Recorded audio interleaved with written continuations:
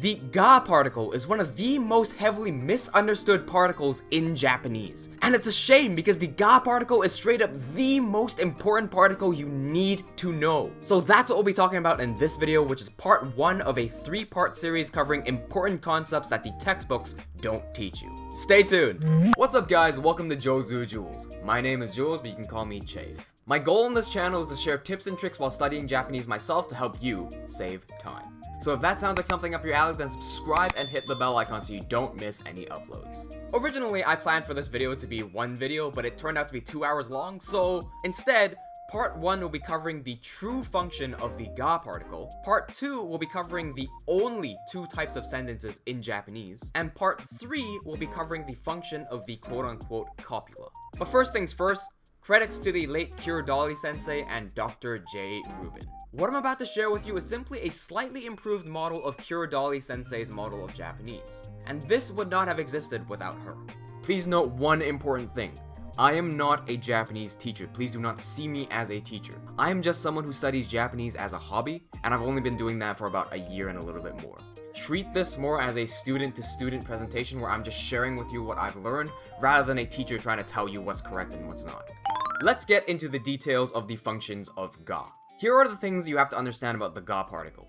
It is the most important particle in all of Japanese. There is no sentence in Japanese that does not have the ga particle, even if you can't see it. Now the reality is that even Japanese people may not agree that every sentence has a ga. This is because they do not need to understand this concept. By the time that they're in school, they already understand enough Japanese. However, because if you're watching this video, I'm assuming you understand English, because English has a fundamentally different way of looking at the world, understanding that every single sentence has a ga takes more advantage of the fact that we understand English. And if you are a native Japanese speaker or a Japanese person watching this, then I'm sure you will understand what I'm saying as I go along this video. So if you have a flawed understanding of what the ga particle does, you will have a flawed or confusing understanding of what Japanese really is.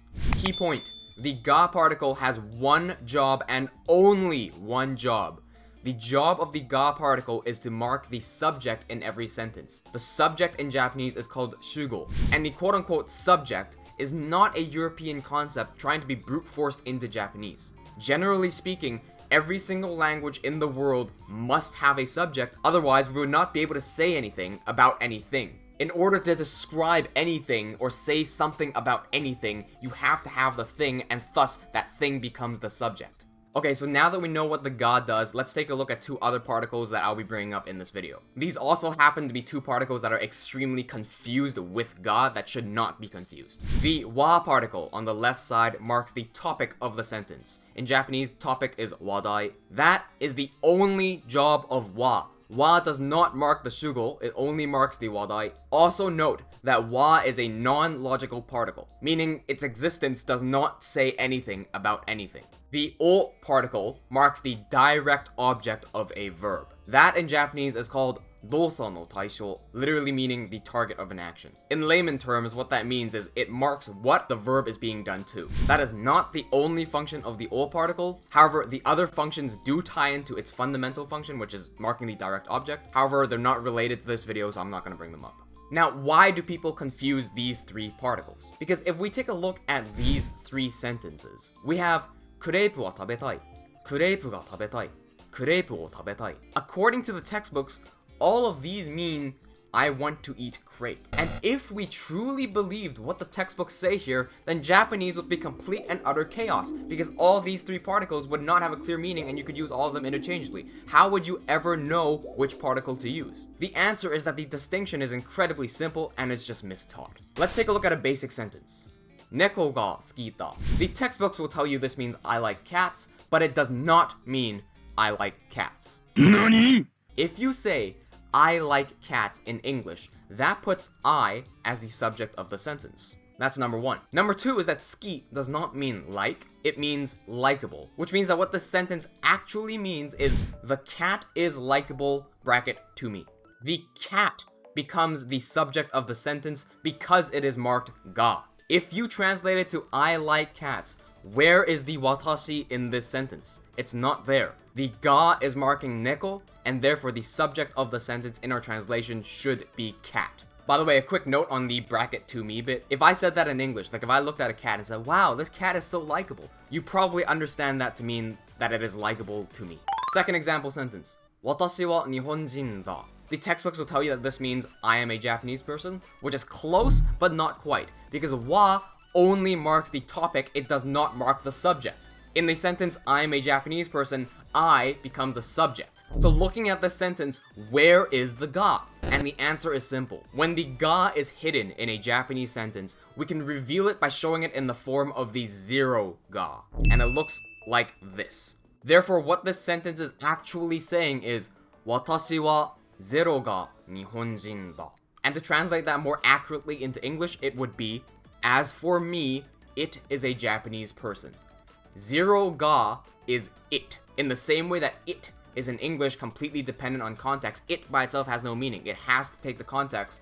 Zero ga is the same as it. So when you lay it out like this and you truly understand what ga and wa are doing, wa versus ga becomes a non-issue.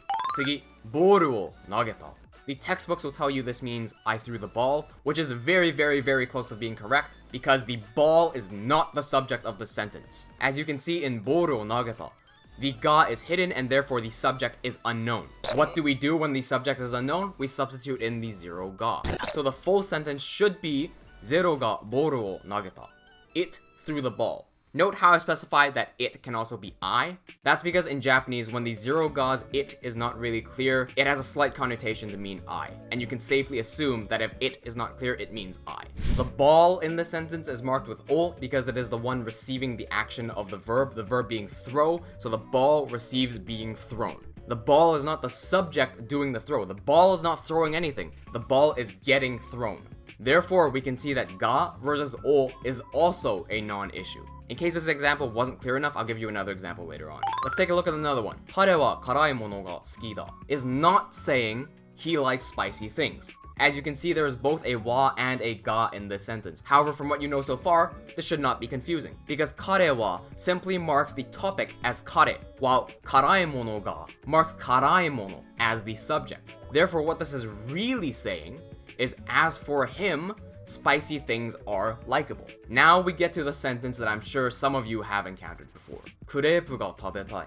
According to Tae Kim sensei, the person who created the Tae Kim's Japanese grammar guide, this sentence proves that Japanese has no subject. The reason he arrives at this conclusion is because he truly believes this sentence to mean, I want to eat crepes. However, as we know so far, it does not mean that, because I want to eat crepes puts I as the subject. This sentence does not put I as the subject.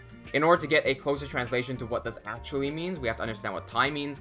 Thai has no direct English translation, but it roughly means making someone want something. So if we direct translate this, we get kureipu ga, so the crepe is or does something, and tabetai, which means eat, wanting, making, to me. Again, there's no direct translation of Thai, and so this gets a bit difficult. We can make that into more natural sounding English by saying, the crepe is making me want to eat it. It is not saying that I want to eat crepes, it's saying the crepe that is there is making me want to eat it. That is why crepe is the subject of this sentence. Saying that the crepe is making me want to eat it is like saying food makes me salivate. The direct cause of me salivating is not the food is just being there. It is my brain that is the one controlling everything, looking at the food and then making the decision to activate my salivary glands. So while the food is not directly making me do anything, as in literally making me do something, we still say that it is making me salivate. The food does not need to be sentient in order to make me do anything, it is just influencing me. Still using our crepe sentence, we can say クレープを食べたい. This is technically not wrong. Some people may look at this and say that it is grammatically incorrect. However, it is correct. I'm just not going to cover it in this video because it's unrelated. Once again, the sentence has no ga, therefore we have to reveal the ga. It is really saying ゼロがクレープを食べたい, or something like I am wanting to eat the crepe. Now, this is a very, very, very uncommon way of saying it in Japanese, to the point where some people straight up consider this a grammatical error. And this is exactly what I meant in the beginning of the video when I said that English and Japanese have completely different outlooks on life. In English, the most natural way to say something like this would be I want to eat crepes. However, in Japanese, the most natural way is to say that the crepes are making me want to eat it. What is most natural in English is not necessarily what is most natural in Japanese, and vice versa. If you say ゼロがクレープを食べたい, the nuance of what this means is that you are strongly emphasizing that you want to eat something, exactly in the way that I said it, with a deep emphasis on the word you, or I, right? It is not saying that the crepe is impulsively giving me the desire to eat. It is saying that I, out of my own volition, want to eat the crepe. I, specifically me, I want to do something. And that's a strong emphasis that you get when you say this sentence in Japanese, and thus it is not very natural. If we take a comparison and use all three particles in the sentence, we get these three possible meanings. Crepe wa tabetai. Wa is simply marking the crepe as the topic. It is not doing anything logical to the sentence. It is simply saying, as for the crepe, and the rest of the sentence. It is not saying that the crepe wants to be eaten, or that the crepe wants to eat. The crepe is just the thing that we're talking about. The zero ga is hidden in the sentence. If we reveal it, it would be something like crepe wa zero ga tabetai. And a more accurate translation of that would be, as for crepe, it is making me want to eat it. The subtle nuance of the sentence is that everything that follows wa is the important part of the sentence. We said crepe wa because we assume that the speaker already knows what crepe we're talking about. That's why we're saying as for the crepe.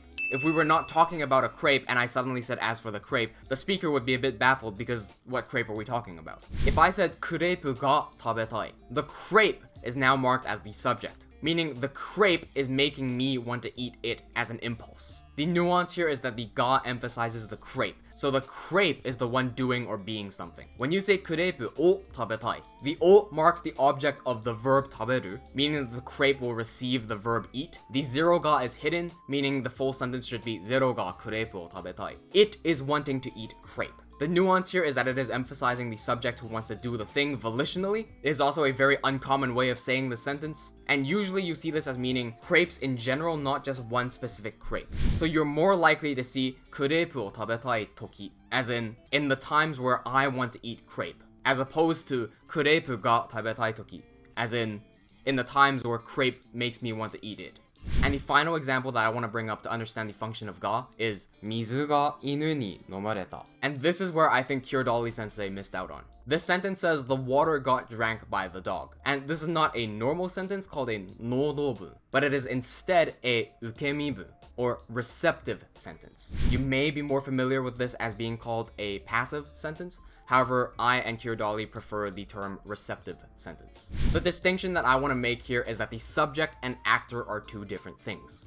Dolly sensei states that the subject and the actor are the same thing. However, we can see that in these examples that they are indeed not the same thing. The subject is marked ga as always, and that is water. Therefore, the water got drank by the dog. However, the dog is the actor who drank the water. If we believe that the subject and actor are the same thing, we will be confused as to why inu here is not marked with a second ga. So therefore, to make this distinction clear, the actor does not necessarily have to be marked with ga because the actor is not necessarily the subject. Ga only marks the subject and nothing else. If you have any questions, you can leave them in the comments below and I'll try my best to answer, or you can join our Discord server linked in the description where we can have a group discussion there. Part 2 will come out soon and it will cover the only 2 types of sentences in Japanese. So make sure you're subscribed and hit the bell icon so you get notified when it comes out. Cheers!